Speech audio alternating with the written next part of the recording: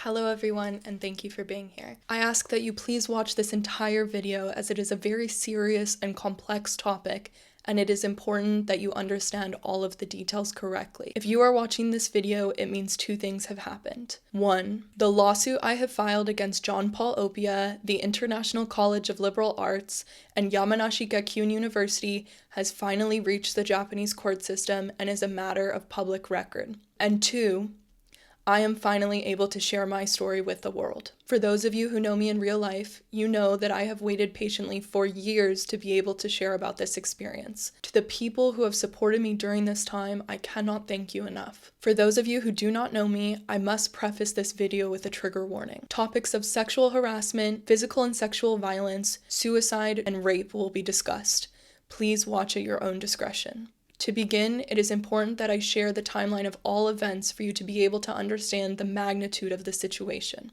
In 2015, the International College of Liberal Arts was established under Japanese University Yamanashi Gakuin. This creation was intended to attract foreign students to the Japanese countryside under a fully English curriculum. The iCLA college campus was small, classes were intimate, and it seemed like the perfect environment to form close relationships with students and professors. I do believe that this was the case for people who were among the first graduating classes. However, in 2019, a student voice forum was held to discuss ongoing campus issues. This is where students began to come forward about past experiences of sexual harassment and abusive power dynamics between faculty members and students. 5 separate students admitted to experiencing inappropriate and sexual behaviors from professors. This included things like coercive dinners off campus with unwanted romantic advances, weaponizing grades to maintain access to students who tried to set boundaries, and non-consensual touching of students' bodies, just to name a few. Very soon after the forum, a handful of students worked closely with trusted professors to document their experiences and seek help from within the Yamanashi Gakuin institution. Internal investigations took place, and students believed they had significant evidence to prove that professors had crossed boundaries with students on multiple occasions. Even some professors believed that this environment was dangerous and suggested to top Yamanashi Gakuin officials to involve the police in order to protect students. The university chose to respond to these claims with gaslighting,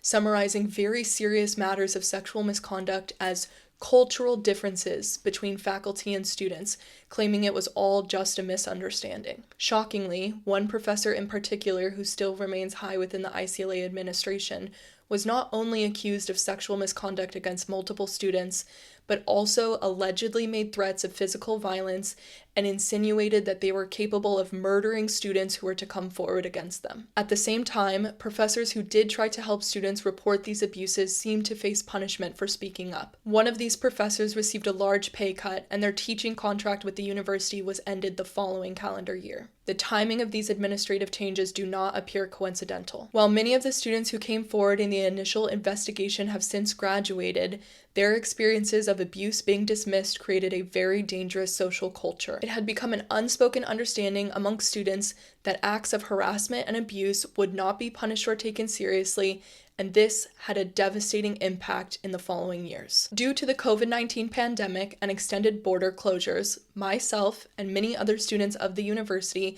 studied online while still living in our home countries. In spring of 2021, an iCLA alumni sent the following message in a group chat, warning new students about the dangers of certain faculty members and noting the culture of victim blaming in Japanese society. They were concerned that once classes returned to in-person learning, the cycles of abuse would begin again. I finally arrived in Japan in July of 2022, and I believed I had built a strong community of peers and professors during my years of online study. I was a straight A student, and I was passionate about my academic future. I believed I was supported and most of all safe in such a small college environment. Unfortunately, I was wrong. On the early morning of February 3rd, 2023, I was sexually assaulted on the International College of Liberal Arts campus by a fellow student, John Paul Opia. I was explicit in the weeks leading up to the assault that I was not interested in any kind of romantic or sexual relationship with him. His actions were calculated, and he waited until I was in a vulnerable position, choosing to attack me while I was sleeping, therefore unconscious and unable to consent. When I woke up to his touch, I was instantly terrified.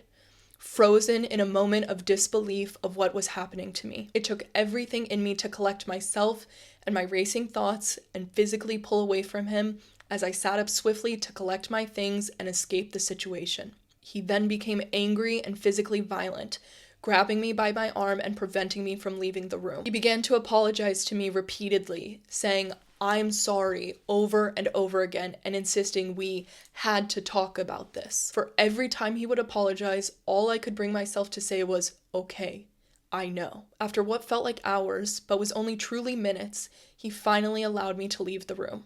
As soon as I reached the dormitory elevator, I burst into tears, overwhelmed by what had just happened. Immediately after being assaulted, as soon as I was alone and safe, I recorded a victim statement, explaining the order of events as they were fresh in my memory. It was incredibly difficult to know what the right thing to do was after this kind of experience, but I knew that this video would serve as some kind of evidence as to what had happened to me that night. Hours after the assault, John Paul continued to contact me through social media, asking me, quote, if there's anything he can do to make me feel better, end quote, and profusely apologizing, saying, quote, his mind has not been right since. I ultimately decided to report the assault within the first 72 hours and disclosed to the Yamanashi Gakuin guidance counselor. I was strongly discouraged from reporting further and was told, quote, to think about how this would impact my future. Upset by this response, I chose to confide in a few professors I believe to be trustworthy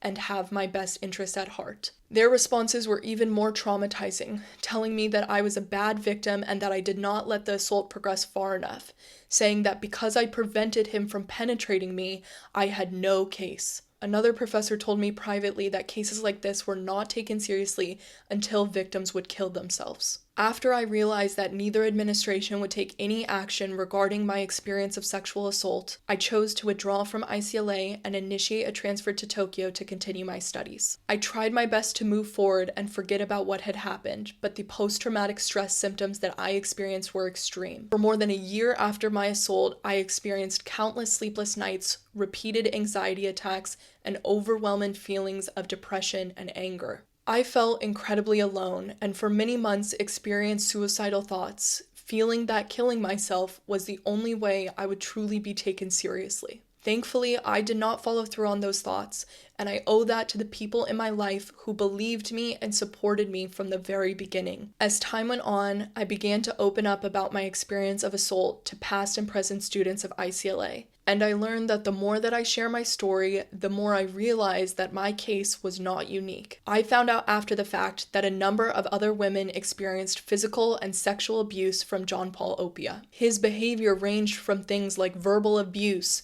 stalking, and even multiple instances of rape. It became abundantly clear that he was a serial sexual predator, and neither iCLA nor Yamanashi Gakuin University was doing anything to stop him. It is also important to note that he is not the only sexual predator on this campus, as a number of other students have had allegations made against them. Their behaviors included things like sexual coercion, taking advantage of students under the influences of alcohol, groping, and varying levels of sexual harassment, many of which the college was informed of and did nothing about. For more than 2 years now, I have been pursuing a lawsuit against John Paul Opia, the International College of Liberal Arts, and Yamanashi Gakuin University for their gross negligence of these issues. Both institutions created a culture of fear and intimidation and prevented students from speaking up about wrongdoings happening on their campuses. In an attempt to protect their careers, professors at iCLA remain complacent in an environment that is actively hurting students. The choice to protect the college and university reputation over the well-being of students was deliberate, as both administrations were repeatedly informed of serious accusations of sexual misconduct,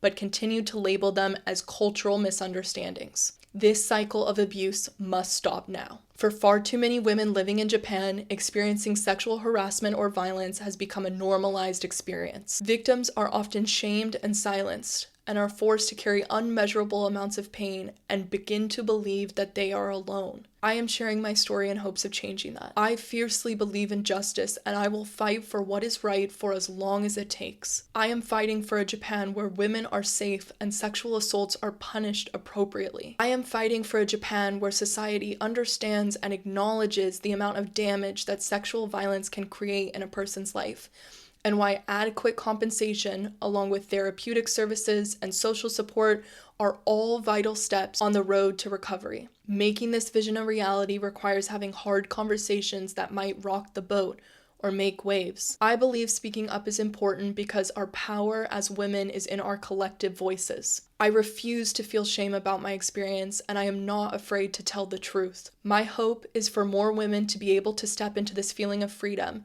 and speak up even if their voice shakes. Do not be afraid to make waves. Thank you for watching until the end. Please share this video and follow the Make Waves Instagram for updates regarding this lawsuit. I know that this is the beginning of a long journey legally, but with community support, I am hopeful that justice will prevail and we will be one step closer to a truly safer Japan.